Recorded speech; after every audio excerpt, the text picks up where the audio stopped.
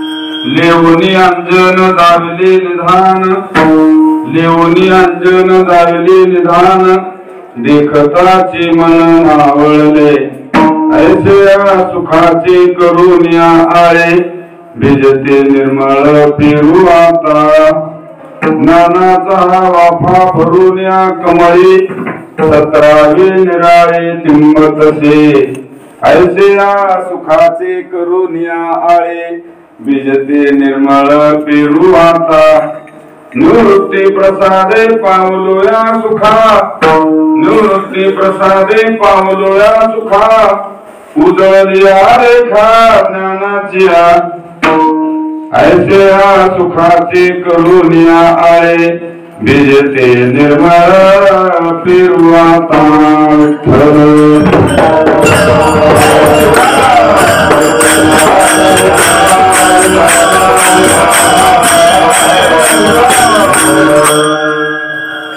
महायोग पीठे तटे भीमरथ्या, वरम पुंडरीकाय दातु मुनींद्रे, समागत्य तिष्ठन्तमानंद कंदम, परब्रह्मलिंगम भजे पांडुरंगम, अधोमुखापुरी रम्य सिंहासनस्थं, पदाम्भोज तेजस्फुरति प्रदेशं, विधिन्द्रादिदेवै सदा स्तूयमानं, समाधिस्थमूर्तिं भजे ज्ञानदेवम्.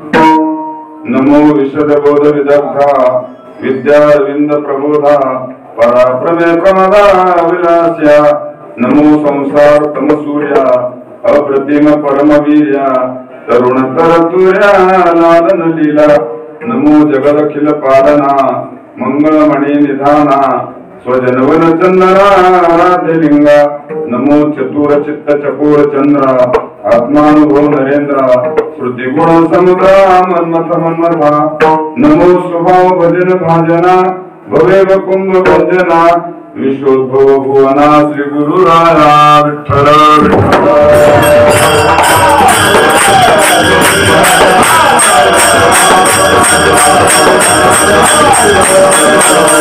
नमो ज्ञानेश्वरा,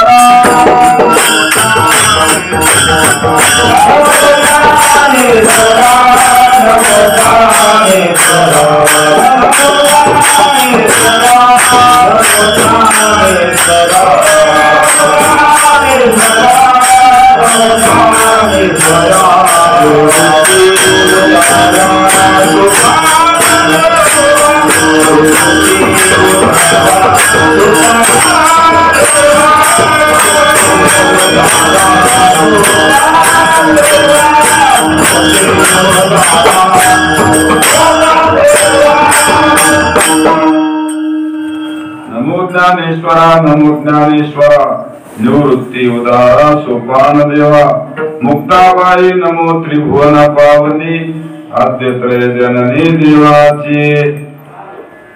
लेवनी अंजन दाविले निधान, देखताची मन मावळले, ऐसे सुखाचे करून या आळे बीजते निर्मळ पेरू आता. प्रस्तुत इंद्रायणी माता आणि त्या पवित्र तटावरती ज्ञानियांचे राजे, योग्यांचे माऊली, साधकांचे मायबाप, संजीवन समाधीस्थ विश्व माऊली ज्ञानोबाराय यांचा हा संजीवन समाधी सोहळा संपन्न होतो आहे. या वर्षी 726वा हा संजीवन समाधी उत्सव संपन्न होतो आहे. 726 वर्ष झाली माऊलींनी संजीवन समाधी घेतली आणि असा हा जो सोहळा संपन्न होतो आहे त्या सोहळ्यामध्ये काळेवाडी ते आळंदी पायी दिंडी येथे आमचे गुरुतुल्य, गुरुवर्य म्हटलं तरी हरकत नाही असे आमचे वैराग्य मूर्ती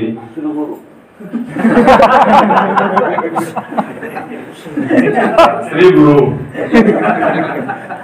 देवराम बाबा यांच्या नेतृत्वाखाली ही दिंडी इथपर्यंत येथे आलेली आहे आणि त्यांची ही धर्मशाळा आहे.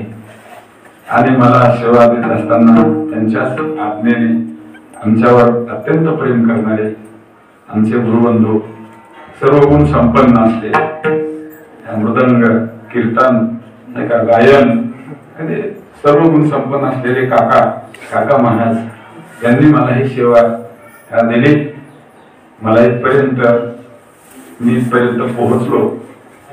थोडा वेळ जी दिलेली वेळ आहे त्या वेळेत मर्यादित वेळेमध्ये जसे गुरुदेव बुद्धी देतील आता धरून माऊलीने आणलं.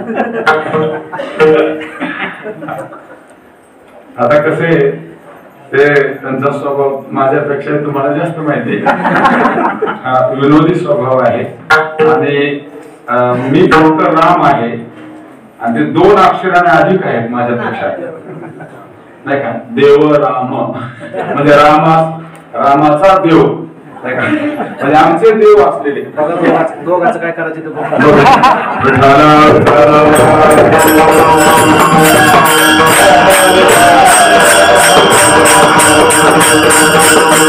आमचे काका सोपान नाव आहे ना, नाही का, त्यांचं सोपान त्यांच्या माध्यमातून तिथपर्यंत जाता येते आपल्याला.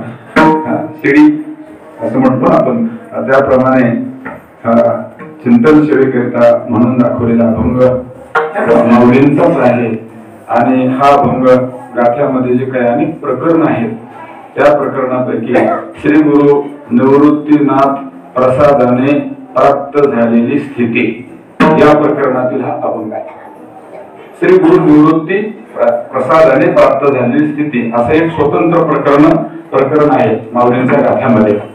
तसे अनेक प्रकरण आहेत, नाही का. योग प्रकरण आहे, विठ्ठल प्रसादाने प्राप्त झालेली स्थिती, जसे आपल्या तुकोबारांच्या गाथ्यामध्ये प्रकरण आहेत तसेच बरेचसे प्रकरण ज्ञानोबारांच्या गाथ्यामध्ये आहेत. मला वाटतं ते 996 अभंगाची गाथा आहे. जवळपास 1000 अभंग माऊलींचे आहेत. त्याच्यापैकी हे एक स्वतंत्र प्रकरण आहे. श्री गुरु निवृत्ती नाथ कृपा प्रसादाने प्राप्त झालेली स्थिती. श्री गुरूंच्या आशीर्वादाने कृपेने मानवी जीवनामध्ये जी काही अद्वैत स्थिती प्राप्त होत असते ती स्थिती इतर कुणालाही प्राप्त करून देता येत नाही. आणि मानवता पूर्ण तेव्हाच होते जोपर्यंत आपल्या अंतःकरणामध्ये अद्वैत भाव नेहमी नांदत असतो. अद्वैत भाव जोपर्यंत नांदत नाही तोपर्यंत आपल्याला त्या ठिकाणी खरी शांती प्राप्त होत नाही. तो खरा आनंद आहे. आणि परमार्थाची धडपड त्याच्यासाठीच आहे. कशासाठी आहे? त्या स्थितीपर्यंत जाण्यासाठी अद्वैत स्थिती निर्माण व्हावी, नाही का, नाही का. आपल्याला अद्वैत स्थिती प्राप्त व्हावी म्हणून आपण परमार्थ करतो. कीर्तन, प्रवचन, हरिपाठ, मृदंग, गायन, पायी तीर्थयात्रा, साधन, अनुष्ठान, उपासना हे कशासाठी आहे? अद्वैताची अत्यंतिक निवृत्ती व्हावी आणि अद्वैताची प्राप्ती व्हावी याच्यासाठीच ही साधना आहे, नाही का. आणि तोपर्यंत खरं पूर्णत्व नाही. आणि हे पूर्णत्व देण्याचं काम फक्त श्रीगुरूच करतात. माऊली म्हणतात माझे ते निवृत्ती दादा जे आहेत तेच द्वैताचं निराकरण करू शकतात. जे संत असतात तेच द्वैताचं समूळ उच्चाटन करू शकतात, नाही का. बाकी जे असतात ना ज्यांच्या जीवनामध्ये द्वैताचं समूळ उच्चाटन झालेलं असतं आणि द्वैती लोकांच्या अंतःकरणातील द्वैत घालवण्याची वस्तुतंत्र शक्ती असते, त्यांना संत म्हणत जावं. आणि ज्यांच्या जीवनामध्ये द्वैताशिवाय त्यांना करमतच नाही त्यांना माणसं म्हणत जावं. स्वतः का ज्यांना द्वैताशिवाय करमत नाही ती माणसं, आणि जे अद्वैतात रमलेले असतात ते योगी, आणि ज्यांना सगळ्या जगाला अद्वैत वाटल्याशिवाय करमत नाही त्यांचं नाव संत. विठ्ठल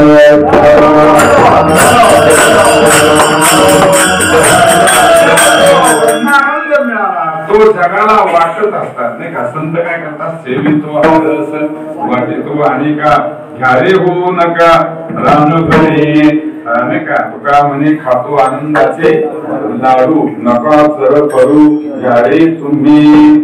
आपल्याला जो परमोच्च ब्रह्मानंद ज्याला म्हणतो आपण, निवतिशीय सुख म्हणा, ब्रह्मानंद म्हणा, परमानंद म्हणा, मोक्ष म्हणा, मोक्ष सुख म्हणा, आणि एकाच अर्थाचे थोडे थोडे शब्द आहेत. असं जे ब्रह्म आहे त्या ब्रह्माची प्राप्ती संत महात्मे करून देत असतात.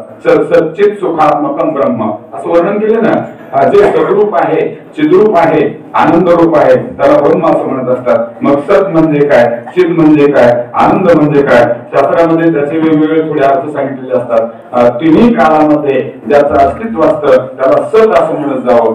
तिन्ही काळामध्ये ज्या तत्वाला सगळ्यांचं ज्ञान असतं त्याला चित तत्व असं म्हणत जावं. आणि तिन्ही काळामध्ये जे तत्व सगळ्यांच्या प्रेमाचा विषय होतं त्याला आनंद असं म्हणत जावं. असं थोड्या थोड्या फरकावर शास्त्रामध्ये, वेदांत शास्त्रामध्ये ते चिंतन केलेलं आहे. विठ्ठल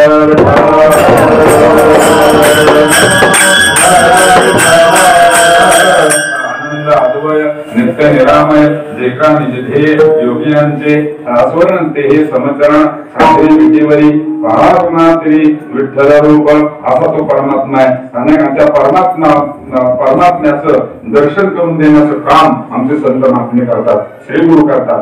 संत म्हणजे श्रीगुरु म्हणजे द्वैत जाणं फार महत्वाची गोष्ट आहे. मला हे सांगायचं महत्वाचं आपल्या अभंगातला उपक्रम, कारण आपल्या जोग महाराजांच्या संस्थेची परंपरा आहे, नाही का.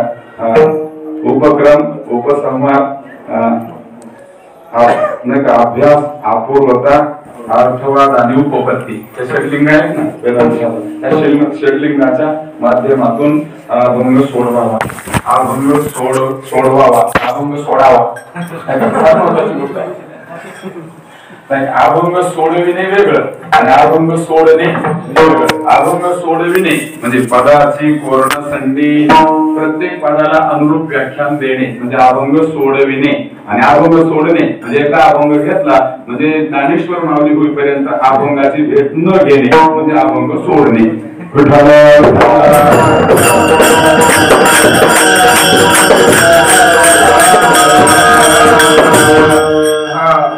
नाममारांच्या श्रीगुरूंचं नाव सुद्धा निवृत्ती आहे, नाही का. आपण द्वैताचं निराकरण करणे आणि अद्वैताची प्रतिष्ठापना आपल्या अंतःकरणामध्ये करणे हाच खरा प्रत्येक मनुष्याच्या जीवनातला खरा हेतू आहे.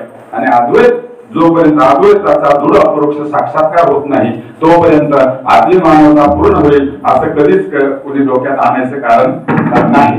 द्वैत आहे ना, मग तुम्ही आश्रमात कोणते असा तुमच्या अंतःकरणात जर द्वैत असेल ना तर त्यांना संत म्हणून घेण्याचा अधिकार नाही, शास्त्रांचं म्हणणं आहे बरं का. संन्यासी असू द्या, वानप्रस्थी असू द्या, गृहस्थी असू द्या, ब्रह्मचारी असू द्या, नाही का, शास्त्री असू द्या, आचार्य असू द्या, महामंडलेश्वर असू द्या, 108 असू द्या, 1008 असू द्या, 1,08 असू द्या, कुणी असू द्या, ज्यांच्या अंतःकरणातलं द्वैत गेलेलं नाही त्यांना संतत्व नाही. म्हणून संत जीवन हे सगळ्यापेक्षा श्रेष्ठ आहे.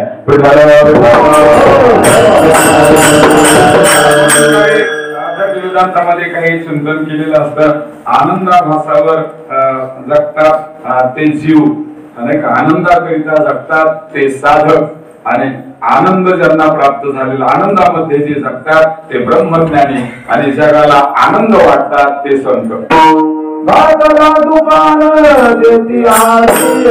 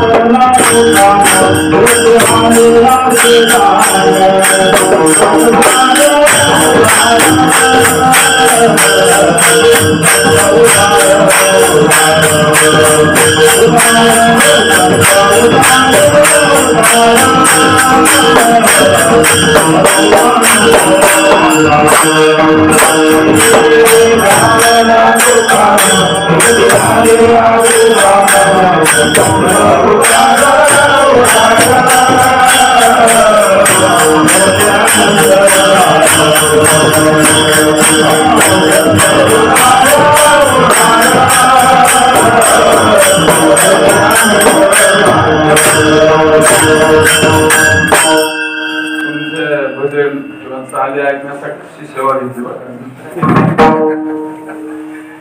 कारण खूप गोड गातात आम्ही काय नाही म्हणजे तोंडावर स्तुती करू नये पण वस्तुस्थिती कधी नाकारू नये स्तुती कधीच कोणाची करू नये पण वस्तुस्थिती नाकारायची नसतो आणि वस्तुस्थिती नाकारली की समजायचं हे संकुचित वृत्तीचा मात नाही वस्तुस्थिती नाकारली की म्हणायचं त्यांना व्यापकता नाही त्यांच्या हृदयामध्ये आणि संतांनी सांगितलंय तुमचं हृदय व्यापक असलं पाहिजे नाही का ऐसे व्यापक ज्ञान भले दयांचे हृदयाचे दिवशी आले तयाची समता दृष्टी बोले विशेष उपाय बोललेलं आहे ना व्यापक अंतःकरण हे व्यापक असलं पाहिजे म्हणून आपले वैकुंठवासी वंदनीय भुले बाबा विठ्ठल बाबा भुले म्हणायचे व ज्यांचा मन मोठं ते संत ज्याचं डोकं मोठं ते पंत आणि ज्याचं धन मोठं ते श्रीमंत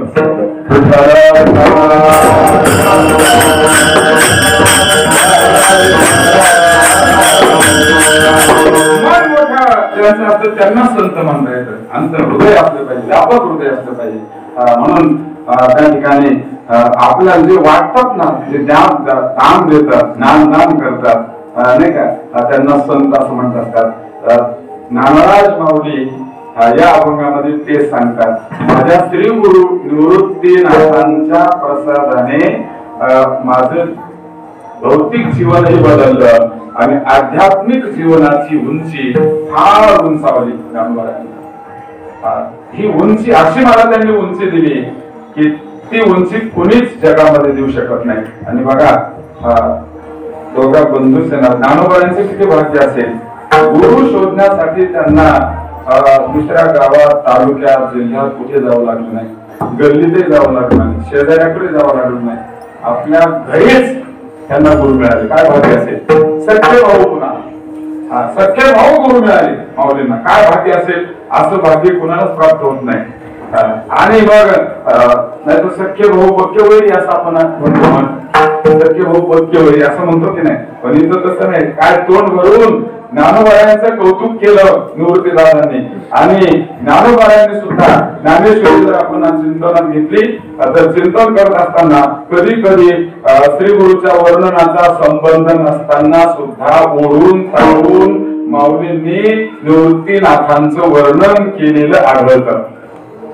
आणि मग त्यांनीच म्हणायचं ज्ञानोबा अरे तू कुणीकडे चालला विषय कोणता चाललाय आणि तू मध्यंतरीच्या वर्णनाचं काय काढलंय नाही जो आवडीचा विषय असतो फुलेबाबा म्हणायचे ज्याचा आवडीचा विषय असतो ना त्या आवडीचा विषय तो कुणीकडून कळणार कुणीकडून ओढून काढून माणूस आणल्याशिवाय राहत नाही त्याच्या अंतःकरणात बरोबर जिव्हाळा असतो नाही का ते जिव्हाळ्यात ज्याच्याबद्दल जिव्हाळा असतो ना त्या व्यक्तीबद्दल ते कुठेतरी ते बोलल्याशिवाय राहत नाही ओढून ताळून विषय आणायचे सगळे तीर्थे निवृत्तीचे पायी तेथे गुढी देई माझ्या मना करी भ्रांतीचे भ्रमण वृत्तीचे समाजन केले असे काय ज्ञानोबांनी निवृत्तीदादांचं वर्णन केलं निवृत्ती जया नाव निवृत्ती जायला बरं, निवृत्तीची राणी व निवृत्तीचे जे कधी प्रवृत्तीवरच आले नाही त्यांचं नाव निवृत्ती.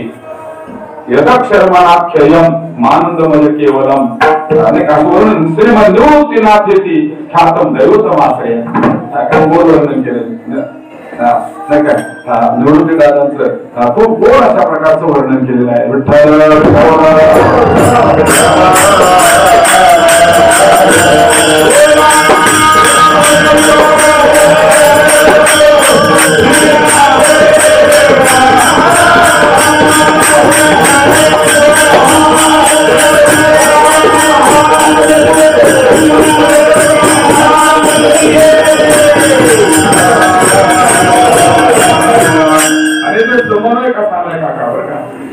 निवृत्ती आणि ज्ञान या दोघांचा संबंध आहे.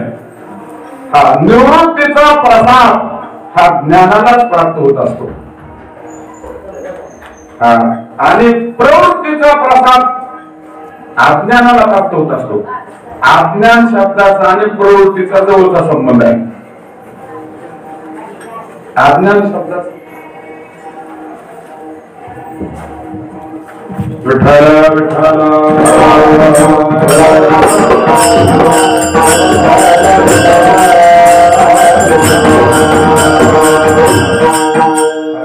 आम्ही पाठाला पासूनचा संबंध आज भेट झाली किती वर्षानंतर.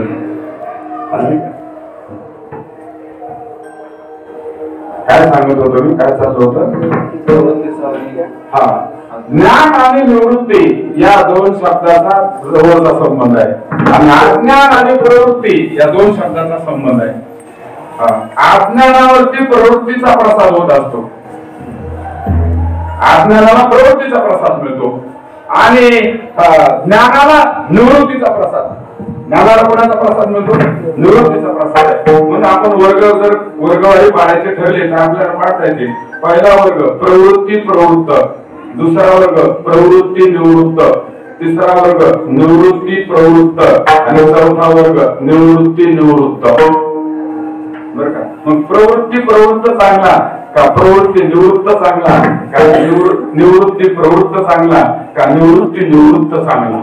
का नंबर 1 कुणाचा असेल ते बघा. मला सोप्या भाषेत सांगायचंच म्हटलं इथं सोपं सांगायची गरज नाही. मला सगळे अवघड महात्मे आहेत तिथे सगळे सगळ्यामध्ये तिथं आनंदी आहे नाही का.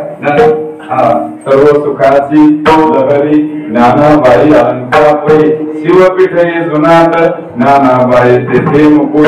आनंदीचा महिमा नाही का कराडकर बंधात त्यांनी मालिका काढली त्याच्यात आळंदीचा महिमा पंढरीचा महिमा अशी प्रकरण थोडक्यात खूप चांगली दिलेली आहेत नाही का. पण आळंदीचा महिमा आता जे आळंदीला राहतात त्यांच्या समोर आम्ही कधीतरी आळंदीला येणाऱ्यांनी काय महत्व सांगावं.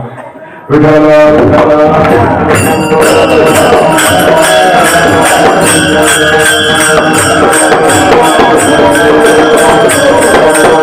देव महिमा, संत महिमा, नाम महिमा, नक्षत्र महिमा असे वेगवेगळ्या पद्धतीने तसे अलंकापूर आहे.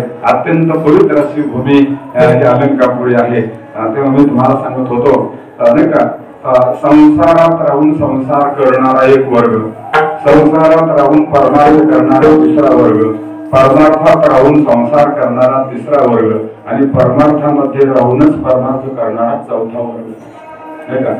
पुन्हा आपल्याला बोलायचं जर ठरलं तर संसारात राहून संसार करणं काही इतका दोष नाही का. वाट्याला आलेलं करते भुले बाबा म्हणायचे ना आपले म्हणायचे बा तुम्ही संसारात पडलात ना बघा संसार केला पाहिजे. तुमचं जे कर्तव्य आहे ते केलं पाहिजे. अगोदर गुंतू नये आणि गुंतल्यानंतर गुंतू नये. अगोदर गुंतू नये आणि गुंतल्यानंतर गुंतू नये नाही का. त्याचा काही उपयोग होत नसतो. आता आले ना वाट्याला आले भागात हक्क येतो. आपल्या वाट्याला जे कर्तव्य आलं ते कर्तव्य इमानीद्वारे करणं याचा खरं शहाणपण आहे. ज्याच्या वाट्याला जे आलं म्हणून संसारात राहून संसार करणं काही दोष नाही. पण संसारात राहून परमार्थ करणं तारीफची कसरत आहे. संसारात राहून प्रतिकूल वातावरणातून परमार्थ करणं ही तारेवरची कसरत आहे. पण परमार्थात राहून संसार करणं हा मात्र दोष आहे. परमार्थात राहून आणि परमार्थात राहून परमार्थ करणं हे तरी चांगलीच गोष्ट आहे. नाही का परमार्थात राहून जर परमार्थच होत असेल आपल्याकडून तर ही किती उत्तम प्रकारची गोष्ट आहे.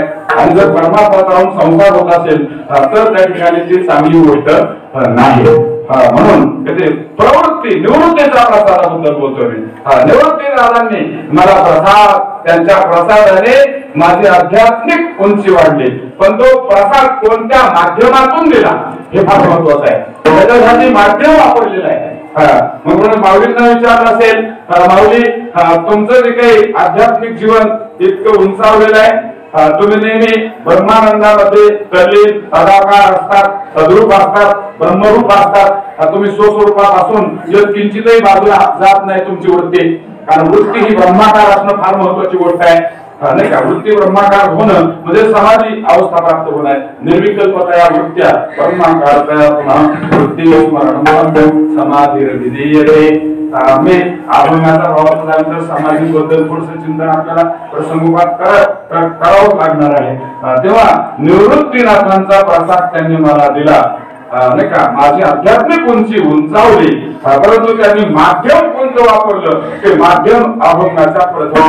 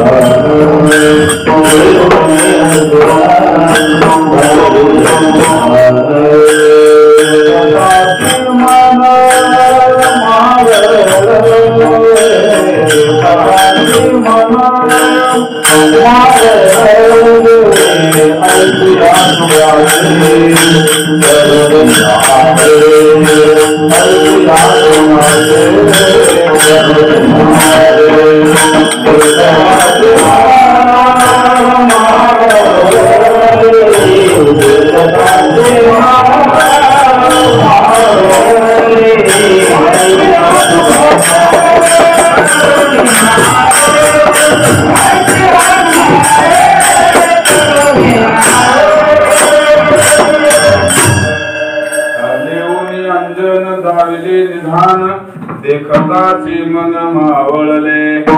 कोणत्या पद्धतीने मला त्यांनी त्या अवस्थेपर्यंत नेलं, त्या ब्रह्मसुखापर्यंत नेलं, माध्यम वापरलं. माऊली म्हणतात अंजन देऊनी निधान दाविले. अन्वय तसा करावा लागेल. अंजन देऊनी निधान दाविले म्हणजे माझ्या डोळ्यामध्ये अंजन घातलं आणि माझा ठेवा मला दाखवला. निधान या शब्दाचा अर्थ ठेवा, आत्म ठेवा म्हणा त्याला. नाही तुका म्हणे होता ठेवा तोया भावा आत्म ठेवा म्हणजे माझ्या डोळ्यामध्ये अंजन घातलं आणि मला माझा ठेवा दाखवला. आणि तो ठेवा माझ्या मनाने पाहिल्यानंतर माझं मन त्याला पाहिल्यानंतर मावळलं. मन मावळलं असा सरळ शब्दार्थ आहे. तर इथला ठेवा कोणता, नाही का. इथला अंजन कोणतं आणि इथला डोळा कोणता, हे 2-3 गोष्टी सरळ सरळ, जास्त काही अवघड नाही. इथला डोळा म्हणजे बुद्धी रूपी डोळा. कारण ज्ञान ग्रहण कुठे होतं, बुद्धी निश्चय आत्मज्ञान.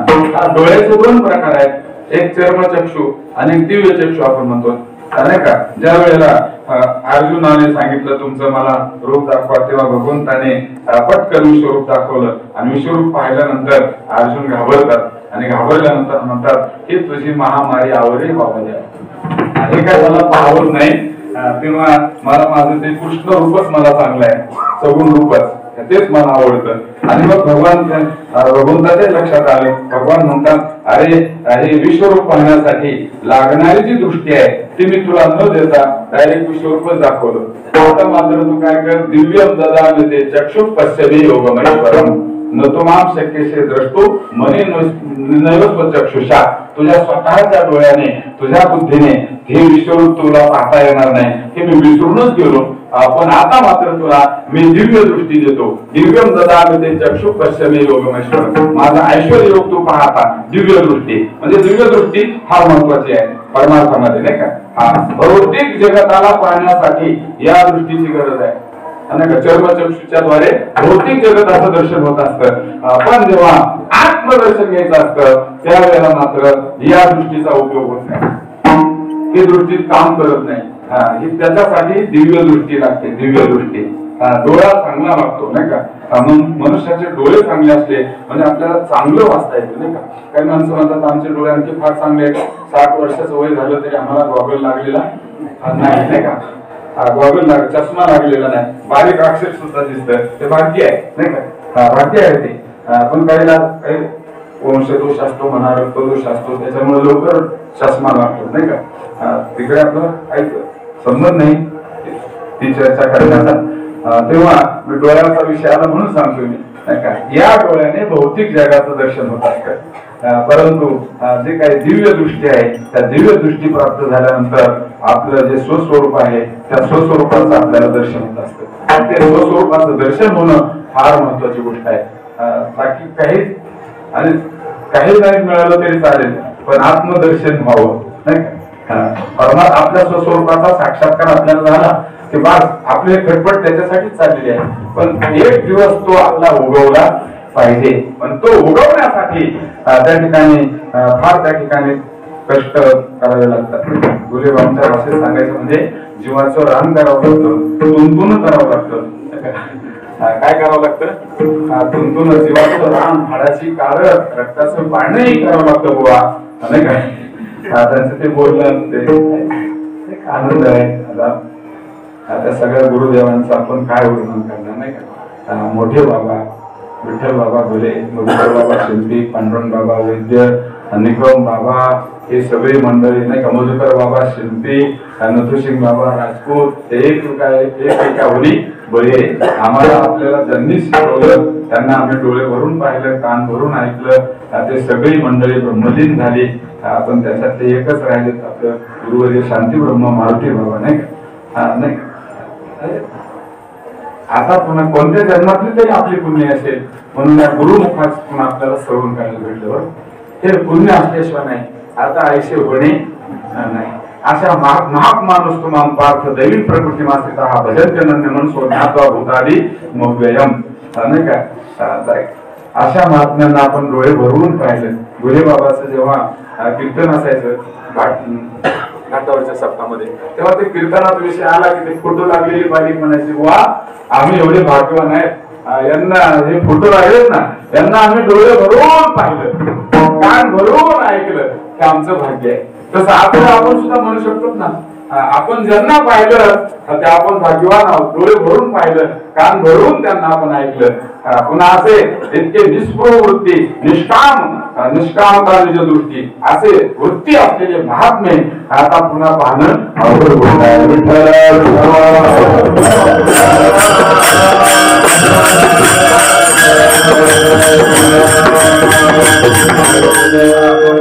हा डोळा समजा आजारी पडतोच, आजारी पडल्यानंतर अनेक डोळ्याला आजार झाला म्हणजे त्याच्यासाठी सुद्धा जसा नेत्र रोग तज्ञ लागतो, त्याच्याशिवाय दृष्टी निघत नाही. या डोळ्यातही पडदा येतो, अनेक मोतीबिंदू येतो, तो काढण्यासाठी तज्ञ डॉक्टर लागत असतात आणि ते तज्ञ डॉक्टर नाही भेटले तर आपली पहिली असलेली दृष्टी सुद्धा जाण्याची दाट शक्यता असते. तसं इकडे संत रूपी डॉक्टर आहेत, नाही का. बुद्धिरूपी डोळा आहे, या डोळ्यावर जसा पडदा येतो, नाही का, भौतिक पडदा, तसा या बुद्धिरूपी डोळ्यावर सुद्धा पडदा येतो. पण संत रूपी डॉक्टर स्पेशालिस्ट असतात, नेत्र रोग तज्ञ असतात. त्यांनी आपल्याला ते ज्ञान सांगितलं, ज्ञान, नाही का, ज्ञानरूपी अंजन त्या बुद्धिरूपी डोळ्यात घातलं की आत्मारूपी ठेवायचं दर्शन होतं, नाही का. म्हणजे बुद्धिरूपी डोळा, ज्ञानरूपी अंजन, आत्मारूपी ठेवा, हे 3 महत्वाचं चिंतन आहे. हे आपण म्हटलं, नाही का. म्हणून बुद्धिरूपी डोळा अशा ठिकाणी बुद्धिरूपी डोळ्यामध्ये माझ्या ज्ञानरूपी अंजन घेतलं माझ्या निवृत्ती दादांनी आणि मला माझ्या आत्म्याचं दर्शन करून आत्मदर्शन करून दिलं. असलेलाच आत्मा हा संत महात्मे काही दुसरं काही आणू देत नाही. आपल्या जवळ असलेलं त्यात नाही का ते आपल्याला दाखवतात.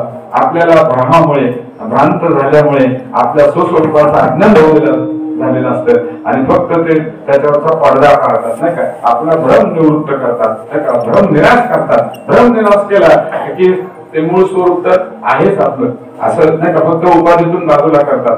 उपाधीचा स्वीकार केल्यामुळे आपल्या स्वस्वरूपाचा आपल्याला त्या ठिकाणी भ्रांत झालेली असते, स्वस्वरूपाचं अज्ञान झालेलं असतं. मग ते फक्त अज्ञान निवृत्तीचं काम करतात आणि अज्ञान निवृत्त झालं की आपलं मूळ जे स्वरूप आहे त्या स्वरूपाचं आपल्याला दर्शन झाल्याशिवाय राहत नाही.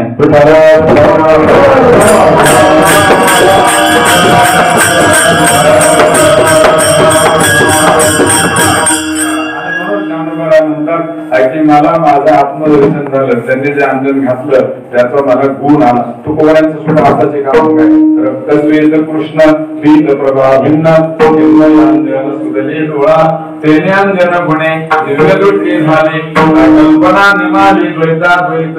ते बोलणं सारखंच आहे तुकोबारांचं. तेने अंजन गुणे गुण आला पाहिजे ना.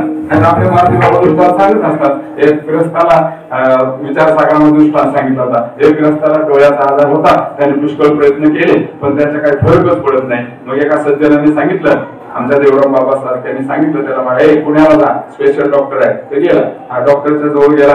जे हरी रामकृष्ण हे काय कार्य केलं, म्हणजे कुठून आला, म्हणजे फार काळेवाडीच्या पलीकडून आलो.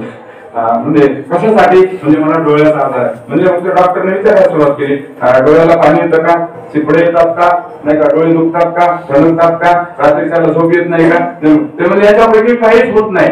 म्हणजे काय होतं त्यांचं, तुमच्या डोळ्याला आजार काय, म्हणजे फक्त मला एका माणसाचे 2 माणसं दिसतात. एवढा आजार आहे का. मग ते डॉक्टरनी काय त्याला म्हणायला पाहिजे. डॉक्टर म्हणले, मग तुम्हाला एकाचे 2 दिसतात तर तुम्ही तिघेजण कशाला आलात. म्हणजे त्या डॉक्टरला एकाचे 3 दिसत होते. असे डॉक्टर भेटल्यानंतर पेशंट दुरुस्त होतील का, होतील का. डॉक्टरला एकाचे 3 दिसल्यानंतर एकाला 2 दिसणाऱ्या पेशंटचा आजार ते बरे करू शकत नाहीत. संत रूपी डॉक्टर स्वतः श्रोत्रिय नाही का, ब्रह्मनिष्ठ उदार कृपाळू असतील तर त्या ठिकाणी विवेक वैराग्य समाधी संपत्ती मुमुक्षुता या चतुर्लक्षणाने युक्त असलेल्या आपल्या सत्शिष्याला ब्रह्मज्ञानाचा वर्षाव करून या अनेक अज्ञान रूपी चिखलामधून ते बाहेर काढत असतात नाही का. ज्ञान देतात त्यांना ब्रह्मज्ञान आपण म्हणतो वेदांत शास्त्रामध्ये. असं ब्रह्मज्ञान त्या बुद्धिरूपी डोळ्यामध्ये ते घालतात. तुकोबारा म्हणतात, माझे बाबाजी चैतन्य मला भेटले, त्यांनी मला रामकृष्ण हरी मंत्राचा जप दिला आणि मला त्या अंजनाचा गुण आला. रक्त श्वेत कृष्ण इंद्र, रक्त म्हणजे लाल, श्वेत म्हणजे पांढरा, कृष्ण म्हणजे काळा आणि पीत म्हणजे पिवळा. रंगाचं त्यांनी उदाहरण दिलेलं आहे नाही का. रजोगुणाचं प्रतीक आहे नाही का. लाल रंग हा रजोगुणाचं प्रतीक सांगितलेलं आहे. पांढरा रंग सत्वगुणाचं प्रतीक सांगितलेलं आहे. काळा रंग तमोगुणाचं प्रतीक सांगितलेलं आहे आणि पिवळा रंग सत्वगुणाचं प्रतीक सांगितलेलं आहे. म्हणजे अशी प्रत्येकाची सामर्थ्य भिन्न भिन्न आहे. तमोगुणाचं सामर्थ्य वेगळं आहे, रजोगुणाचं सामर्थ्य वेगळं आहे नाही का. रजोगुणाच्या पोटात लोभाचा जन्म होतो, तमोगुणाच्या पोटात प्रमाद मोह आणि अज्ञानाचा जन्म होतो, सत्वगुणाच्या पोटात ज्ञानाचा जन्म होतो आणि मग याच्यानंतर शुद्ध सत्वगुण. पण आम्हाला आमच्या सद्गुरूंनी ज्ञान सांगितलं आणि सांगितलं, बाबा तुझा लोभ कमी झाला पाहिजे, तुझा प्रमाद गेला पाहिजे, तुझा मोह गेला पाहिजे, तुझ्या अज्ञानाची निवृत्ती झाली पाहिजे. इथपर्यंत गोष्टी काय, तुला ज्ञान झालं पाहिजे. पण ज्ञान झाल्यानंतर ज्ञानात थांबून चालणार नाही. म्हणजे रजोगुण तमोगुण सत्वगुण प्राप्त झाला तर तिथे थांबायचं नाही. ज्ञान गिळून गावा गोंधळा. कारण जे परमतत्व आहे ते या सगळ्या गुणांच्या पलीकडे आहे. रजोगुण तमोगुण सत्वगुणातीत जे तत्व आहे, या सगळ्यांची प्रभा जरी भिन्न असली त्या सगळ्या गुणांच्या दोषातून गुणातून आमच्या श्रीगुरूंनी आम्हाला बाहेर काढलं आणि बाहेर काढल्यानंतर आम्हाला त्या परमात्म्याचं दर्शन झालं. कारण गुणातीत झाल्याशिवाय परमात्म्याचं दर्शन होत नाही. आणि त्यांनी त्या अंजनाचा त्या ज्ञानाचा आम्हाला गुण आला आणि मग आमची जी द्वैत आणि अद्वैत कल्पना आहे ती कल्पना निमाली. तेने अंजन गुणे दिव्य दृष्टी झाली कल्पना निमाली द्वैतामृत. हे जसं बोलणं तुकोबारांचं आहे तसंच आमच्या जनावरांचं आहे. लेवणे अंजन हरवले निधान. मला माझा आत्मा ठेवा दाखवला. मग माऊलींना विचारलं, माऊली तुम्ही त्या आत्म्याचं दर्शन घेतल्यानंतर तुमच्या मनाला काय वाटलं? माऊली म्हणतात एकताची मन.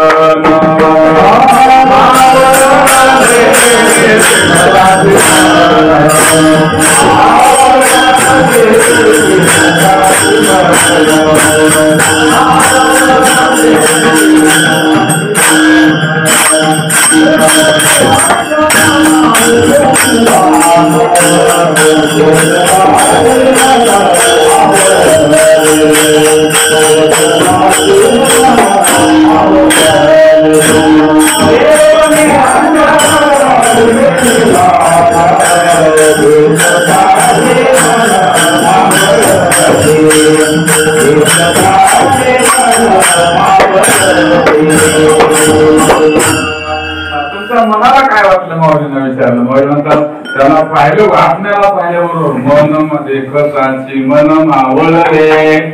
अनात्म वस्तू पाहिल्यानंतर मन उगवत राहत आणि आत्म वस्तू पाहिल्यानंतर मन मावळत. प्रपंचामध्ये मन उगवत राहत आणि परमार्थामध्ये मन मावळत असत. आणि परमार्थात राहून मन उगवत राहिलं तर समजायचं आपला परमार्थ चुकीचा आहे. बरोबर ना? चुकीचा आहे.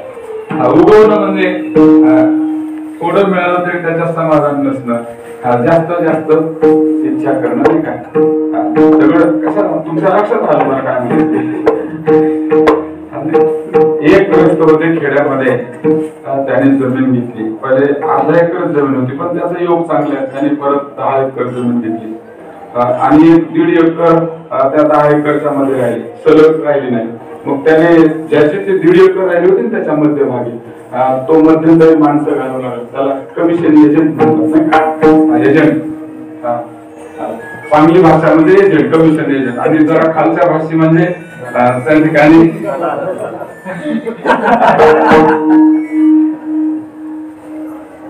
कीर्तनामध्ये मी फोन करतो नंतर अर्धा तास. हा विठ्ठल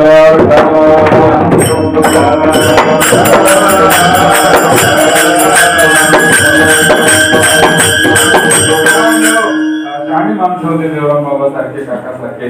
म्हणजे त्यांच्याजवळ त्याने विषय काढला. म्हणजे आता आपला सरळ पट्टा होईल. फक्त 1.5 एकरचीच म्हणजे अडचण. तेवढा तुमचा आहे का त्यांचा परिचय? त्यांना म्हणा देवराम बाबा तुम्ही काय काय करताना तेवढं आपल्याला काय पैसे असते ते दुप्पट देऊ आपण ती अडचण मध्यंतरी नको. म्हणजे तुला किती 8.5 एकर जमीन झाली, त्याला दिलंच राहिली, पुन्हा दुसरीकडे त्याला क्षेत्रही नाही, तरी त्याचे तुकडबंदी करतो. तुकडाबंदी नसली पाहिजे. म्हणजे सलग प्लॉट होणं फार महत्वाची गोष्ट आहे. तुला प्लॉट करायचं तर तुझे दुसऱ्या घे ना कुठे तरी, त्या देशाला राहू दे ना तिथं गावात नाही का? म्हणजे याला म्हणायचं मन उगवणं. नाही का? मन उगवणं. 1000 मिळाले तर 10,000 असावे, 10,000 मिळाले ते लाख असले तर 10 लाख मिळाले ते 1 कोटी, 1 कोटीचे 10 कोटी अब्ज नाही का? त्या तर्कसंग्रहामध्ये एक श्लोक आलाय तर्कसंग्रह ग्रंथामध्ये. एकम दशम शतम नाही का सहस्रम अयुतम असं वर्णन केलं. पुन्हा शंखम नाही का शंखम पद्मम शंख सागरा हा अंत्य मध्य परार्धा हा. म्हणजे एकाने 10 गुण आहेत असा श्लोक आलेला आहे बरं का? एकाने 10 गुणायचं. एकाला 10 गुणलं की 10, 10ला 10 गुणलं की 100, 100ला 10 गुणलं की 1000, 1000ला 10 गुणलं की 10,000, 10,000ला 10 गुणलं की 1 लाख, 1 लाखाला 10 गुणलं की 10 लाख, 10 लाखाला 10 गुणलं की 1 कोटी, 1 कोटीला म्हणजे कोटी हृदय म्हणजे लक्षण कोटी नाही का 10 कोटी अथर्व निर्गर्व शंख पद्म सागरा हा अंत्य मध्य आणि परार्धा हा. परार्धापर्यंत एकाने 10 गुण चालायचं. त्याला म्हणायचं मन उगवणं नाही का? याला म्हणायचं उगवणं नाही का? अण्णम भट्टाने तर्क संग्रह दिले ना ते. बाळा नाम सुखबोध आहे प्रियंती तर्क संग्रह. नाही का. अनधित व्याकरण काव्य कोश तिथले बालक कोण आहेत म्हणजे बालक म्हणजे वयाने नाम घ्यायचे नाही तिथे. बालक म्हणजे कोण अनधित ते व्याकरण ज्याला व्याकरणाचं ज्ञान नाही, ज्याला कोशाचं ज्ञान नाही, नाही का, ज्याला व्याकरणाचं ज्ञान नाही, कोशाचं ज्ञान नाही, तिथले ते बालक आहेत. आणि अशा बालकांना सुख व्हावं बाला नाम सुख बोधाय क्रियते तर्क संग्रह विठ्ठल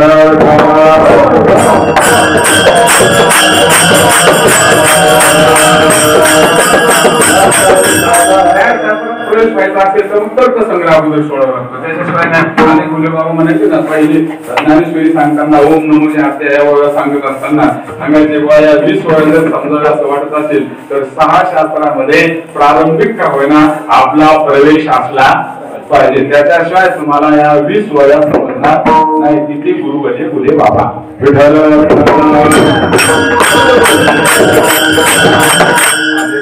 दर्शने मणिपती तेच भुजांची आकृती मनोनी संवाद समाधी धरती अयोध्येवती नाही का. त्या 20 वेळा पाठच येत आपलं सगळ्यांचं नाही का. तेव्हा ते श्यामशास्त्राचं न्यायदर्शन नाही का, वैशेषिक दर्शन, सांख्य दर्शन, पतंजल दर्शन, पूर्वमीमांसा, उत्तर मीमांसा हे सगळे त्याचा प्रवेश झाला पाहिजे.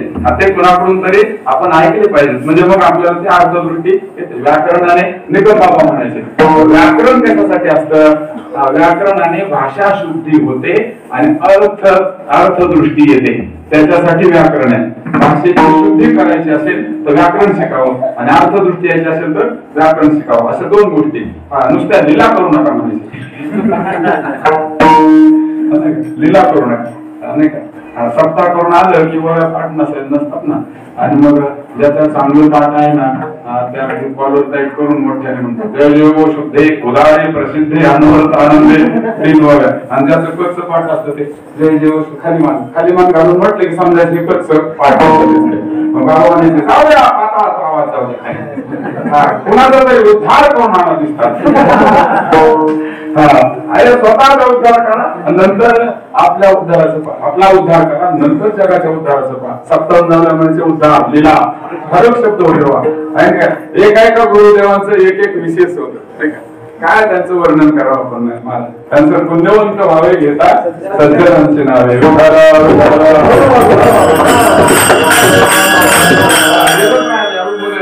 न्यूमरेटर मध्ये होतं ते. पाठ घ्यायला नसले की आमच्याकडे जेवणाला असायचे सारखे बघा दुपारी आणि बळीकडे आणले की आमच्या त्याच्यामुळे जास्त संपर्क आला बाबांचा. चला कुठपर्यंत घेऊन नाही का म्हणजे मन मावळणं आणि मन उगवणं. तुमचं आमचं सोडून द्या. रावणासारख्याच सुद्धा मन मावळलं.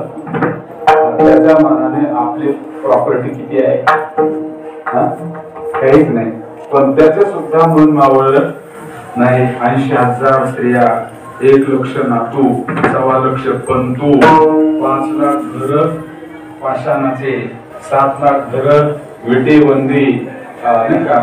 1 कोटी घर काशाचे 1 कोटी घर तांब्याचे आणि शुद्ध कांचनाची आणि शुद्ध सोन्याची 7 कोटी एवढी त्याची प्रॉपर्टी. वर आरोग्य सुद्धा त्याचं फार चांगलं होतं रावणाचं. कधी काही वाचण्यात आलं का रामायणात किंवा कुठं रावण आजारी पडला त्याला सर्दी झाली खोकला वाचण्यात आलं का. आरोग्य सुद्धा रावणाचं तेवढंच आयुष्य तेवढंच आणि मनुष्यबळ तेवढंच. फॉर्म टाकला की खासदारच निवडत मतदान तेवढं नाही का. म्हणजे एवढा मोठा रावण पण त्याचं सुद्धा मन मावळलं. मला एवढं सांगायचं नाही का. अहो शुद्ध 7 कोटी घर सोन्याचे शुद्ध त्याचा विचार करा. मग आता त्याचा विचार करा किती प्रॉपर्टी असेल. आणि हे कुणी सांगितलं आमच्या तुकोबारांनी सांगितलं. काय कॉम्प्युटर माइंड असेल आमच्या तुकोबारांनी पण सांगितलं म्हणजे काल ऐकलेलं आज नाही सांगितलं. राम अवतारामध्ये अंगद म्हणून शिष्टायला गेलते तेव्हा लंका पाहिली आणि आता गाथ्यामध्ये कुणीतरी विचारलं असेल महाराज तुम्ही रावणाबद्दल काहीतरी संपत्ती सांगा. जशाची तशी संपत्ती सांगितली. काय बोलली असेल आमच्या तुकोबारांची त्या काळात पाहिलं. आपल्याला सकाळी खाल्लेली भाजी लक्षात राहत नाही. डोकं काढतो सकाळी काय केलं म्हणून मटकी नाही टमाट्याची भाजी असं डोकं खाल्लं. पण त्या काळात पाहिलेलं आमच्या तुकोबांनी लंके माझी घरे किती आहे का सांग तशी संख्या जैशी तैशी 5 लक्ष घरे 5,000 जेथे 7 लक्ष तेथे विटेबंदी कोटी घरे जेथे आणि तांब्याची शुद्ध कांचनाची 7 कोटी तुका म्हणे ज्याची संपदा एवढी पुढचं बघा नाही का सांगा ती गौरी गेली नाही रावण आयुष्य किती होतं रावणाला किती वर्ष जगला रावण 14 चौकड्या लंकाना थाट 15 किती होतात तिकडे आपण जातच नाही किती वर्ष जगला 14 चौकड्या म्हणजे 4 युगाची एक चौकडी कृत त्रेता द्वापार आणि कली 4 युगाची एक चौकडी असे 14 म्हणजे 56 युगाचं जेवढे वर्ष तेवढे वर्ष झाला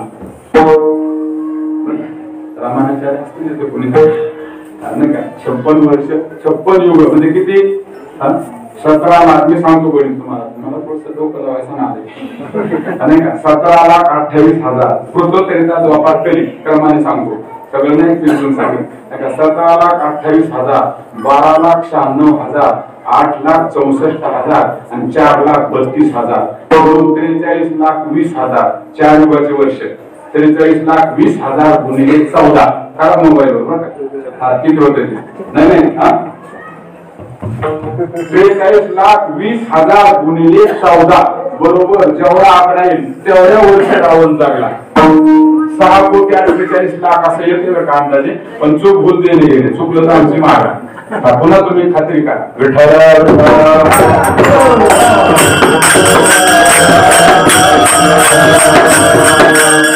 एवढा मोठा रावण पण मला एवढं सांगायचं याचं सुद्धा मन मावळलं एका गावाची किंमत काढा तुम्ही आता आमच्या काकांनी आताच बांधकाम केले त्यांनी मी विचारलं किती दोघाला खर्च आला 48 लाख झाला म्हणजे किती अर्ध्या गुंठ्याला मग आता रावण्याच्या मानाने त्याच्या पत्नीला एका गुंठ्याचा तरी बंगला असेल का नाही कमीत कमी म्हणजे एका गुंठ्याचं बांधकाम करायचं 4 रूम होतात एका रूमला किती विटा लागतात आता तुम्ही केले सगळं तुम्हाला त्याच्या वंशा हे बाबांनी एवढं मोठं केलंय नाही का म्हणजे कमीत कमी 5,000 विटा तरी लागत असतील एका रूमला म्हणजे 20,000 विटा एका गुंठात लागतात मग एका विटेचं वजन किती 2 किलो तरी असेल ना 2 किलो मग 2 किलो सोन्याची एक वीट त्याच्या घरात 7 कोटी घर हे म्हणजे जो करा आता मग याच्यासाठी मानतोय मी तुम्हाला 2 किलोची वीट मग 2 किलो सोन्याची किंमत किती 50,000 रुपये तोळा मग एक तोळा किलो म्हणजे किती तोळे नाही का किती तोळ्याचा 1 किलो आणि असा 2 किलो आणि मग अशा 20,000 एका घराच्या विटा आणि 20,000 एका घराच्या विटा असल्या तर किती असे 7 कोटी घर म्हणजे 7 कोटी गुणिले 20,000 म्हणजे नुसत्या सोन्याच्या घराची किंमत लोखंडाची वेगळी विटाची वेगळी चिरेबंदीवाल्याची किंमत वेगळी म्हणजे एवढं त्याने दिलं त्याला देवाने तरी सुद्धा त्याचं मन मावळलं नाही त्याला असं सांगत नाही आपल्या परंपरेने त्याला विचारलं मरताना तुझी इच्छा पूर्ण झाली का तुझ्यासारखं 33 कोटी देव तुझ्या ताब्यात बंदिस्त सगळं त्यामध्ये 3 कामं राहिले खारा समुद्र गोड करायचा होता स्वर्गाला शिडी लावायची होती आणि सोन्याच्या नगरीला सुगंधित करायचं होतं म्हणजे हे मन उगवल्याचं प्रतीक सांगतो मी तुम्हाला मन उगवतं एवढं किती प्रॉपर्टी असली तरी माणसाचं मन प्रपंचामध्ये उगवत राहतं पण एकदा आत्म्याचं दर्शन झालं माऊली म्हणतात माझ्या श्री गुरु गोरक्षनाथांनी माझ्या बुद्धिरूपी डोळ्यामध्ये ज्ञानरूपी अंजन घातलं आत्मारूपी ठेवा दाखवला माझ्या मनाने आत्म्याला पाहिलं की लगेच ते मन मावळलं म्हणून देखताची मन मावळले देऊन अंजन दाविले देखताची मन मावळले म्हणजे माऊली मन मावळल्यानंतर तुमच्या मनाला काय झालं म्हणजे सुख झालं मग त्या सुखाचं काय केलं अभंगाचं दुसरं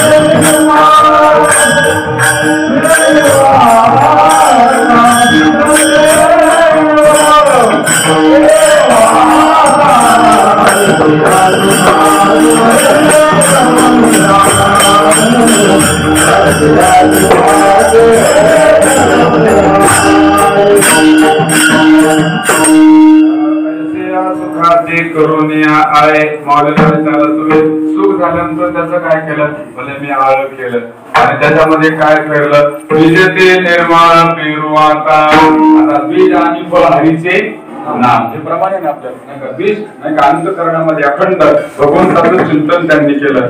आपली काय 15-20 मिनिटच वेळ राहिली नियोजित, त्याच्यामुळे आता पुढचं शब्दशास्त्र सांगतो आणि समाधीचे सगळ्यांना समाधीचे कीर्तन तुम्ही ऐकलेलंच आहे पण नियमाने सांगावं लागतं म्हणून त्या ठिकाणी एक 10-20 मिनिटातच आपली सेवा आपण समाप्त करणार आहोत.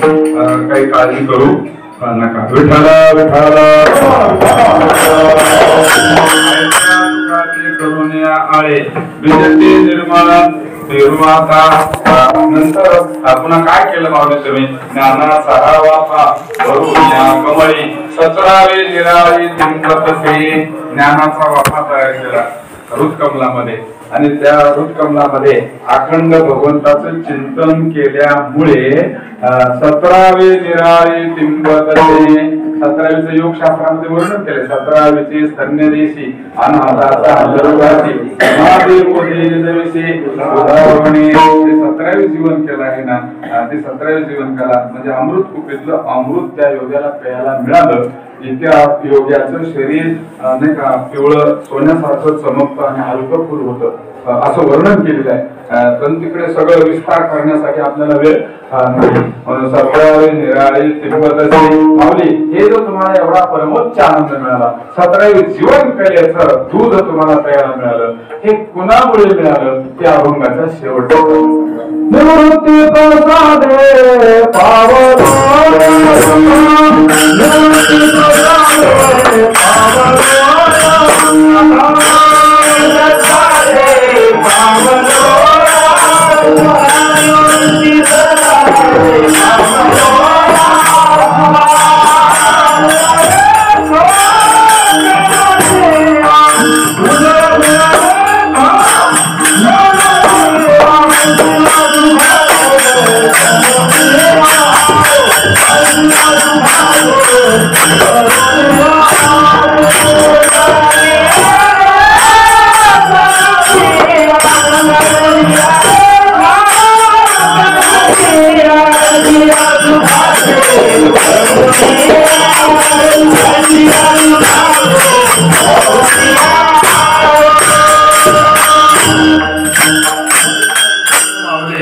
हे तुम्हाला जे सुख मिळालं आत्मसुख ब्रह्मसुख हे कुणामुळे मिळालं? म्हणजे निवृत्ती प्रसादे पावलो या सुखा या ब्रह्मसुखा पावलो आणि उजळली या रेखा ज्ञानाची रेषा उजाळून निघाली आणि मला ब्रह्मसुख मिळालं. हे माझ्यावर माझ्या निवृत्ती दादांचा प्रसाद आहे.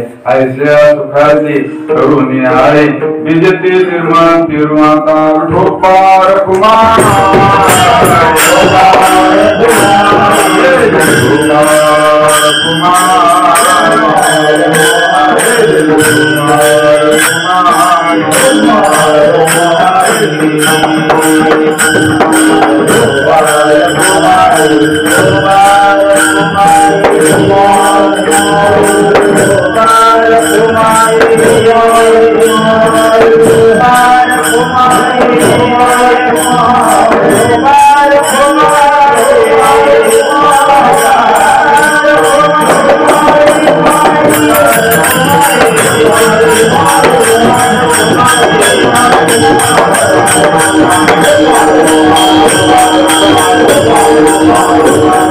Thank you.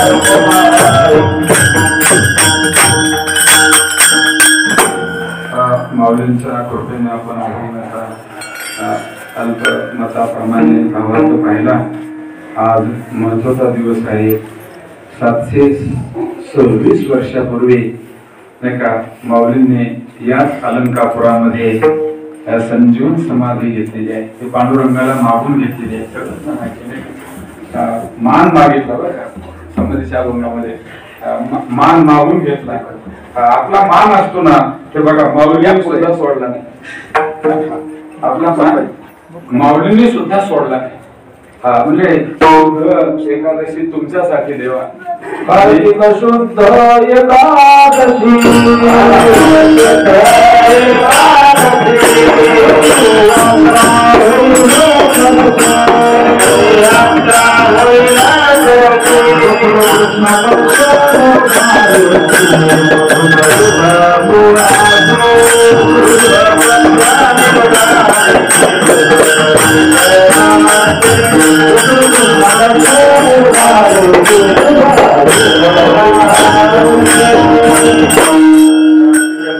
एकादशी पांडुरंगाला.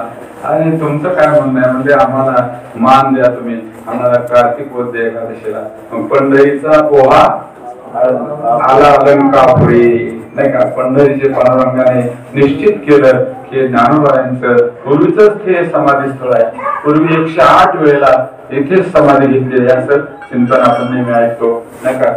नामदेव महाराजांनी गोड अशा प्रकारचं वर्णन केलेलं आहे. आता जी समाधी आहे घेतलेली ते पूर्वीच स्थळ आहे, नवीन नाही घेतली. याच्या पूर्वी 108 वेळेला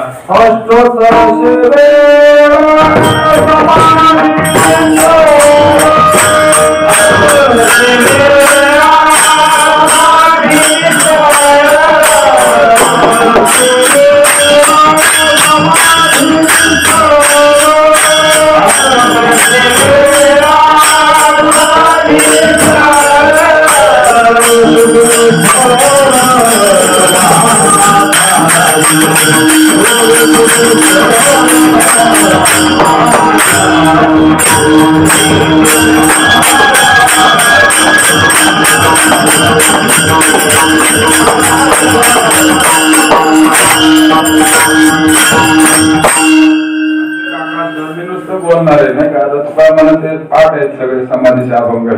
समाधी तीर्थावळी हे पाठ करायलाच कोणाला वेळ नाही का. मी म्हणतो हरिपाठ आणि काकडा तरी कीर्तनाच्या पाठ असला तरी पुष्कळ झाला नाही का. बाकीचं पाठांतर म्हणतं गोले बाबा म्हणायचे ना आपले वा कीर्तन करायचं म्हटलं की कीर्तनाला लागणारी कमीत कमी सामग्री आपल्याजवळ असली पाहिजे. काकडा हरिपाठ कमीत कमी या 2 तरी गोष्टी पाठ असल्या पाहिजे नाही का. पण ज्यांच्या काकडा पाठ नसेल, आता आजच्या समाधी संजीवन सोहळ्याच्या निमित्ताने ज्यांच्या काकडा पाठ नसेल आणि का आपल्या सगळ्यांच्या पाठच आहे सगळे धरतो आपण नाही का आपले सगळे मंडळी. पण तुमच्या कोणाच्या पाठ नसेल तर आज प्रतिज्ञा करून जा आणि पुढच्या वर्षापर्यंत काकडा नाही तर 2 वर्षात कळणार काकडा असं ठरवलं. काकडा पाठ केल्याशिवाय मारायचं हरिपाठ आणि काकडा मरण्याच्या अगोदर. आणि पुन्हा तुम्हाला गुड आयडिया देतो. काकडा तुम्हाला जास्त दिवस ज्याला जगायचं असेल त्यांनी काकडा लगेच 8 दिवसात पाठ करू नका. म्हणजे 8 वर्ष तरी लावा कमीत कमी. म्हणजे देवाला तुम्हाला मारता येणार नाही. कारण हे देवा प्रभू ज्ञानोबा आहे काकडा पाठ शिवाय आम्हाला मरून येऊ देऊ नका. तुम्ही जर जन्मा ज्ञानोबा आहे तुकोबा आहे पांडुरंग परमात्मा पाटील याला यांनी आपल्यावर जबाबदारी टाकली काकडा पाठ होईपर्यंत आम्हाला मरून देऊ नका. म्हणून नववाला एक दिवस मालिका एक अभंगच पाठ करायचा आणि काकडीचे चौकडीचे अभंग असले एकच चरण चौकडी अशी पाठ करायची. जास्त दिवस जगण्याची आयडिया देतो मी तुम्हाला. Good idea.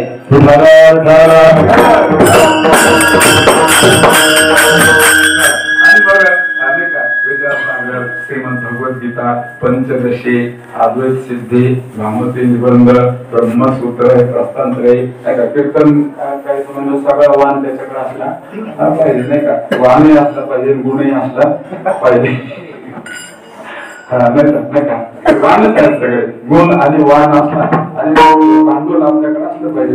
मी गोंचं सांगतोय, मी माझं नाही सांगत तर गुले बाबा असं म्हणायचे. आपली तयारी असली पाहिजे नाही का. कीर्तनाची म्हटलं की त्यांनी ग्रंथही सोडवले पाहिजेत. काकडा हरिपाठ हे सुरुवातीच आहे आणि म्हणजे त्याच्या काकडा हरिपाठामुळे आपली उपासना होते, भक्ती होते आणि भक्तीमुळे आपलं अंतःकरण शुद्ध होतं आणि शुद्ध अंतःकरणातून वाणीच्या द्वारे बाहेर पडलेले शब्द हे गोड समाजाच्या हृदयापर्यंत भेटत असतात असं त्याचं महत्व आहे. भक्तियुक्त अंतःकरण. नुसतं शुष्क ज्ञान असेल, वेदांताचं झाड उभा करा, जर उपासना भक्ती नसेल तर ते कर्कश लागतं नाही का. कर्कश ऐकावं वाटत नाही. म्हणून उपासना सहित नाही का भक्ती सहित जर ज्ञान असेल तर त्या ज्ञानाला एक वेगळं त्या ठिकाणी वैभव प्राप्त होत असतं असे आमच्या जुन्या संत महात्म्यांनी सांगितलेलं आहे. म्हणून आपण त्यांच्या पावलावर टाकून आपण आपलं जीवन जगूया. विठ्ठल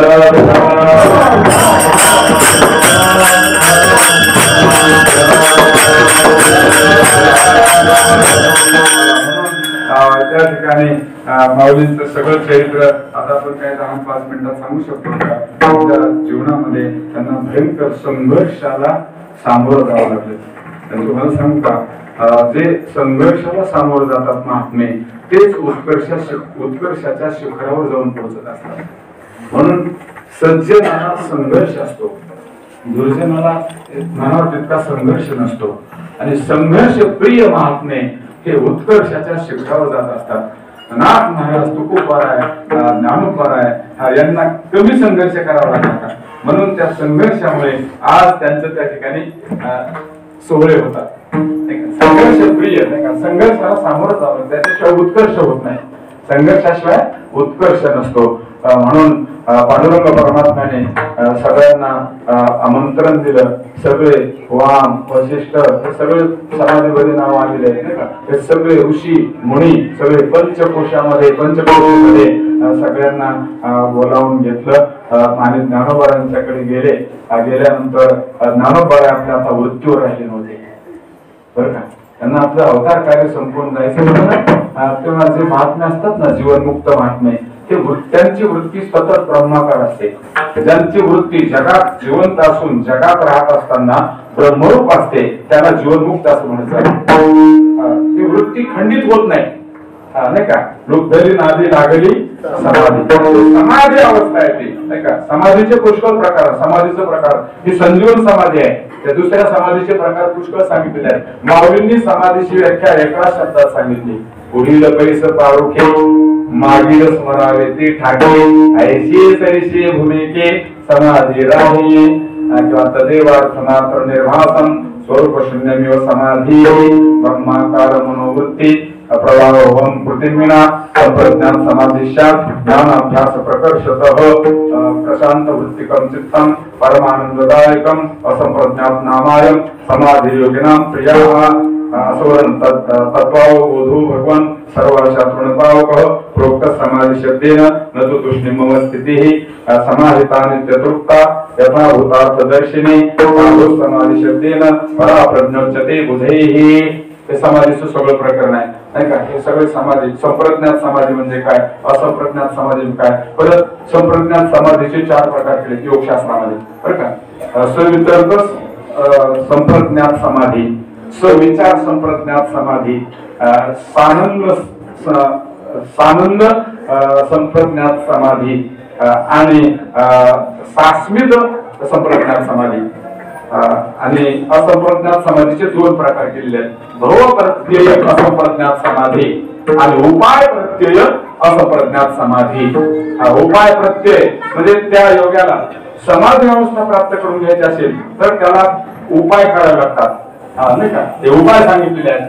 हे यम नियम आसन प्राणायाम प्रत्याहार धारणा ध्यान संकल्प समाधी आणि नंतर मग निर्विकल्प समाधी हे उपाय सांगितले. पण ध्रुव प्रत्यय असंप्रज्ञात समाधीमध्ये त्या योग्याला कसल्याही प्रकारचे पुन्हा प्रयत्न करावे लागत नाहीत. त्यांना सगळे प्रतितीला नाही का, त्यांना ऑटोमॅटिक सगळं प्राप्त झालेलं असतं मागच्या जन्मावर. त्यांना पुन्हा दुसरं कुठली साधना करण्याची गरज पडत नाही. त्याला म्हणायचं भव प्रत्यय असंप्रज्ञात समाधी आणि उपाय प्रत्यय असंप्रज्ञात ध्यानात समाधी. आणि समाधीला येणारे विघ्ने जर दुरुस्त करायचे असतील प्रतिबंध बाजूला काढायचे असतील तर योगशास्त्रकर्त्यांनी सांगितलं तुम्हाला ओमचा जप करावा लागेल. ओम आपण म्हणलो तरी काय हरकत नाही, पण त्यांनी सांगितलं आपल्या वारकरी संप्रदाय रामकृष्णाचा जप केला की तुमचे सगळं व्याधी स्त्यान बर का व्याधी स्त्यान संशय प्रमाद आलस्य अविरती भ्रांती दर्शन अलब्ध भूमिकत्व अनवस्थितत्व हे प्रतिबंध आहेत नाही का. हे काय प्रतिबंध आहेत नाही. एखादं माणूस सांगा बरं का ते तरुण मंडळी येतात नाही का. आम्ही साठी मुक्नाटी झालो आता विठ्ठल विठ्ठल 9 प्रकारचे प्रतिबंध सांगितले आणि पुन्हा 5 प्रकारचे सांगितले. पुन्हा नंतरचे पुन्हा 5 प्रकारचे सांगितलेले प्रतिबंध असे 14 9 आणि 5 हे 14 प्रतिबंध समाधीला आड येणारे असतात आणि ते चिंतन करून त्या ठिकाणी ते प्रतिबंध बाजूला केल्याशिवाय तुम्हाला समाधी प्राप्त होणार नाही. वृत्ती निर्विकल्प व्हावी लागते, वृत्तीचं विस्मरण व्हावं लागतं आणि वृत्ती ब्रह्माकार व्हावी लागते, तेव्हा त्याला समाधी म्हणतात बरं का. अशी सुंदर समाधी आहे. निर्विकल्प तया वृत्त्या ब्रह्माकार तया पुन्हा वृत्ती विस्मरण सम्यक समाधी विधीयते असं समाधीचं मोठं प्रकरण आहे. आंतर समाधी बाह्य समाधी. आंतर समाधीला साक्षी समाधी म्हणतात, बाह्य समाधीला ब्रह्म समाधी म्हणतात नाही का. पुन्हा सविकल्प समाधी 2 प्रकार, दृश्यानुविद्ध सविकल्प समाधी, शब्दानुविद्ध सविकल्प समाधी असे समाधीचे प्रकार. आणि मग ज्ञानोबांना हे समाधी संजीवन समाधी द्यायची होती म्हणून पंचकोशामध्ये सगळे त्या ठिकाणी नाही का सगळ्या दिंड्या आल्या. आता जसे तसंच सगळे त्या ठिकाणी जुने ऋषी मुनी ब्रह्मादिक देव हे सगळे ब्रह्मादिक देवांनी सुद्धा त्या ठिकाणी इथं येऊन संजीवन समाधी सोहळ्यात हजेरी लावलेली आहे. सगळे जिकडे तिकडे 5 कोसापर्यंत पंचकोशी म्हणतो आपण आळंदीत तेवढी गर्दी नाही का. आता आपण म्हणतो आता जास्त गर्दी पण आताच्या पेक्षा ती गर्दी बघा. 5 कोसामध्ये सगळ्या होत्या दिंड्या पताका होत्या त्यावेळेस नाही का असे. आणि मग त्या ठिकाणी दशमीचा दिवस अष्टमी पासून तो प्रोग्राम सुरू आहे. दशमीच्या दिवशी परिक्रमा केली. परिक्रमा केल्यानंतर आपण रात्रभर जागर केलं. जागर केल्यानंतर एकादशीचा दिवस उजळला. एकादशीचं भजन दुपार 3ऱ्या प्रहरामध्ये कीर्तन वगैरे झालं. कीर्तन झाल्यानंतर त्या ठिकाणी सगळ्यांना दुःख होते. आता ज्ञानोबा जाणार आहेत म्हणून सगळ्यांना काय होते दुःख होते. एवढा मोठा ज्येष्ठाचे आधी कनिष्ठाचे जाणे केले नारायणे उपराटे आता निवृत्तीनाथांनी ते समाधीचे अभंग वाचत असताना आपलं ते वाचावंच वाटत नाही बघ नाही का. मी सकाळी वाचले अभंग त्यांच्या मालिकेतले म्हणलं त्या कलाकारांनी मालिका काढली 23 अभंग आहेत ते मोजके काढलेले आहेत त्यांनी 23 अभंग. काय तर थोड्या तेवढ्याच अभंगामध्ये किती गोड अशा प्रकारचं ते माऊलींचं जीवन असेल म्हणाले. निवृत्ती दादांनी त्यांच्या तोंडावरून हात फिरवल्याचं वर्णन आणि ते हात फिरवत असताना त्यांचं हृदय काही थांबलं नाही. त्यांच्या नेत्रातून अश्रूच्या धारा वाहू लागल्या आणि ते अश्रूच्या धारा वाहत असताना इतर संतांनी नावा म्हणे संत झाले लाविती पदर सगळे संत कासावे झाले. बांधला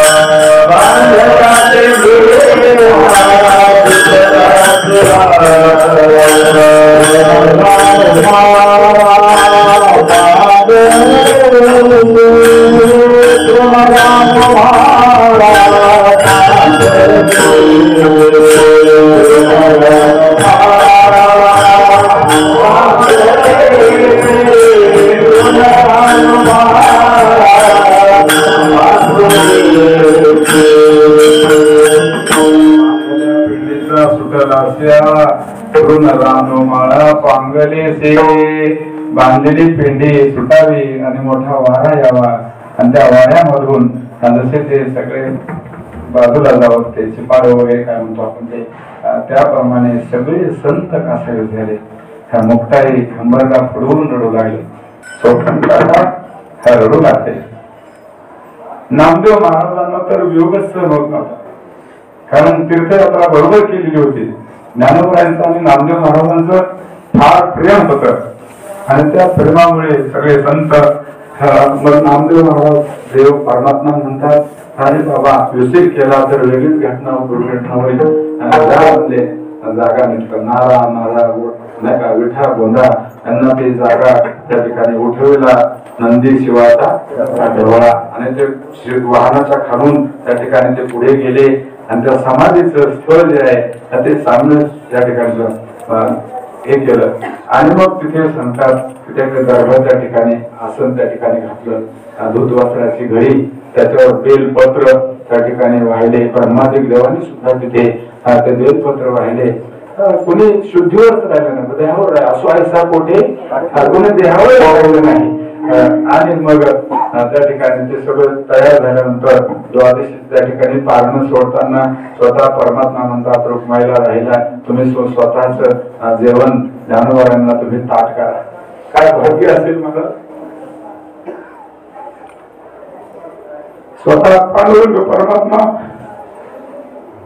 रुक्माईला साहेबांना त्यांना म्हणतात तुम्ही स्वतः माझ्या ताट तयार करा आणि त्या पारण्याच्या पंक्तीत स्वतः पांडुरंग परमात्मा वाढण्याचं काम करतात. शेवटी पांडुरंगाला सुद्धा रडायला आलं तेव्हा तो अभंग आपण नेहमीच म्हणतो देव म्हणते रुक्मिणी. रुक्मिणी साहेब म्हणतात देवा तुम्ही कधीच रडलेलं मी पाहिलं नाही, आज तुम्ही रडता. पांडुरंग म्हणतात माझ्या जीवनात असा योगी मी पुन्हा पाहिलेला नाही. निवृत्तीनाथ म्हणतात माझं गुरु शिष्य पण आणि कधीच आज्ञा केली नाही. माझं शिष्य गुरु पण हे त्याने कायम ठेवलं. भाऊ हा शब्दच त्याने येऊ दिला नाही. गुरु शिष्यत्वच त्याने स्वीकारलं. रुक्मिणी साहेब त्या ठिकाणी रडायला आलं. सगळेच रडतात. माऊलींचा आता एवढे मोठे माऊली या जगाला ज्ञान देणारे, ज्ञानेश्वरी सारखा ग्रंथ देणारे, अमृतानुभवासारखा ग्रंथ देणारे, हरिपाठ सारखा ग्रंथ देणारे सगळ्यांच्या मधून चालले. म्हणून सगळ्या संतांचं सगळ्या जनतेचं त्यांच्यावर फार प्रेम होतं.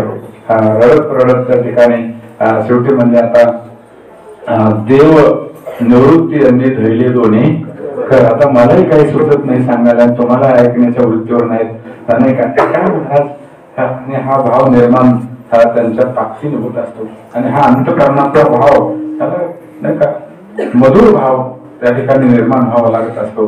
आणि भक्ती रसामृतामध्ये त्याचे सगळे प्रकार आहेत ते पण मी सांगणार नाही आता. तेव्हा अशा मधुर भावातून तिथे वियोग झाला सगळ्यांना आणि मग देव परमात्म्याने आणि निवृत्तीनाथांनी त्या ठिकाणी माऊलींचे दोघांनी दोन हात धरले आणि ज्ञानोबांना तिथे समाधीला समाधी स्थळावर बसवलं.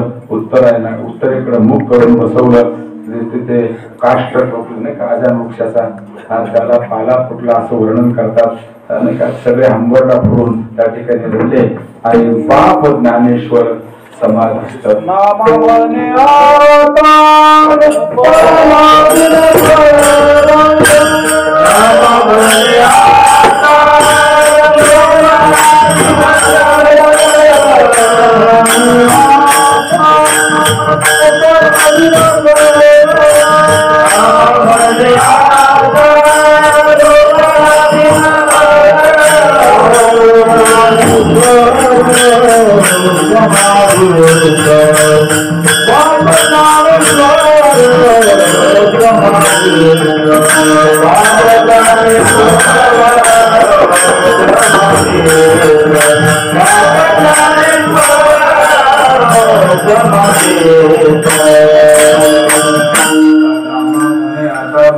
दिनकर बाप ज्ञानेश्वर अंबरडा फोडू लागले ज्ञानोबा. त्यांना ज्ञानोबांच्यासाठी नामदेव महाराजांना बळच बाजूला काढलं, बाहेर आले आणि ती शिळा समाधीला लावली. सर्वांनी त्याच्यावर पुष्पांजली अर्पण केली. ब्रह्मादिक देवांनी सर्वांनी त्या समाधीचं दर्शन घेतलं आणि अशा विश्वमाऊली ज्ञानोबांचा संजीवन समाधी सोहळ्याची सेवा माझ्याकडे आमच्या काकांनी देवराम बाबांनी दिली. समाधीचे कीर्तन करणं म्हणजे फार अवघड गोष्ट आहे नाही का? इतकं कीर्तन अवघड कोणतंच नाही बाबा, इतकं अवघड कीर्तन कोणतंच नाही. आणि हे कीर्तनच आपल्या जीवनामध्ये आपल्याला अवघड वाटलं पाहिजे. थोडंफार आपल्याला ज्ञानोबांना आपण याच निमित्ताने अशी प्रार्थना करू. माऊली तुम्ही असे जे हात नाही का पादपद्मी ठेवले, भीममुद्रा लावलेली आहे, निरंजन मैदान आहे, उन्मनी अवस्थेमध्ये वृत्ती गेलेली आहे माऊलींची. आम्ही 3 वेळेला त्या ठिकाणी हात जोडले ना माऊलींनी, 3 वेळेला हात जोडलेले आहेत. पुढे ज्ञानेश्वरी ठेवलेली, 3 वेळेला भगवंताला निवृत्तीदादांना हात जोडले माऊलींनी आणि समाधिस्थ झाले. बाप ज्ञानेश्वर समाधिस्थ अशा माऊलींना संजीवन समाधिस्थ आहेत. त्या 84 सिद्धांचा सिद्ध भेटी माऊली आजही इथे आपल्याला आहेत. आपल्या सगळ्या साधकांना किती सांभाळतात माऊली नाही का? आपण अंगाच्या कपड्यावर येतो, आपल्याला खायला मधुकेरी नसते, तरी पण आपण जर इमानीत पाहिजे त्यांच्या चरण कमलामध्ये त्यांच्या कुशीमध्ये जर आपण चांगले खेळलो, चांगलं बागडलो तर ते आपलं चांगलं अत्यंतिक कल्याण केल्याशिवाय राहत नाहीत. हा सगळ्यांचा अनेका अनुभव आहे. म्हणून अशा माऊलींना एकच प्रार्थना करूया, माऊली तुम्ही जशी भीममुद्रा लावली निरंजन मैदानावर, निरंजन मना गेली साजनी, तेथे निर्गुणे माझ्या मनी वेधिली, सुखाची अति प्रीती झाले गे ब्रह्मे, श्री गुरु निवृत्ती मुनी झाले गे माय, बाप रखमा देवळू विठ्ठलू सहज सावला, निर्गुण दाविला विसुरागी माय. ज्ञानदेव म्हणे ज्ञानदेव म्हणे ब्रह्म उन्मनीचा घाट चढताची, ज्ञानदेवा ब्रह्म साधले अवचट, उन्मनीचा घाट चढताची. असे बरेचसे त्या ठिकाणी अभंग आहेत. अशा उन्मनीचा घाट चढून माऊली आपल्या परमोच्च स्वरूपामध्ये विलीन झाले. त्यांना म्हणायचं तुम्ही असे हात करून ते बसलात ना, त्या हातात घ्या आणि तुमच्या पोटात आम्हाला घ्या, अशी प्रार्थना करूया आणि त्याच्या नावाने करूया. ज्ञानेश्वर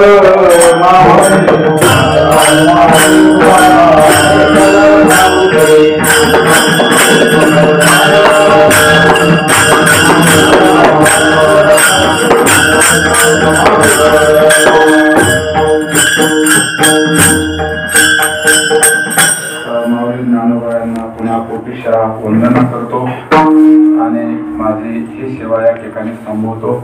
आमचे ज्येष्ठ आदरणीय गुरुवर्य देवराम बाबा, ज्येष्ठ गुरु आमचे गुरुबंधू काका आणि काळकरी मंडळी, सगळे गुरुबंधू, तुम्ही जमलेले माता पिता, त्या सर्वांचं दर्शन घेतो, सर्वांना आशीर्वाद मागतो आणि या ठिकाणी माझ्या सेवेला पूर्ण